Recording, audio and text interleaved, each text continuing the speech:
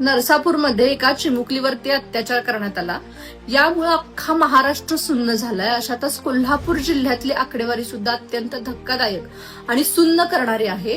गेल्या 5 वर्षात 663 बालकांवरती कोल्हापूरमध्ये अत्याचार झालेला आहे.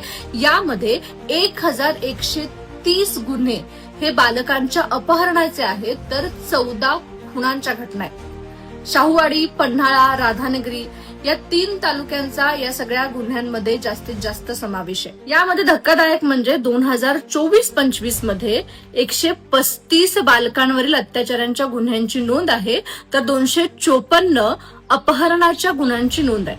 तर 2024-25 मध्येच 8 बालकांचा खून करण्यात आलेला आहे. सध्याची परिस्थिती बघता आपापसात झालेल्या भांडणाचा राग हा मुलांवरती काढला जातोय. त्यामुळे मुलांवर होणाऱ्या अत्याचारांच्या घटनांमध्ये वाढ झालेली आहे. वसईतील एक प्रकरणही असंच होतं.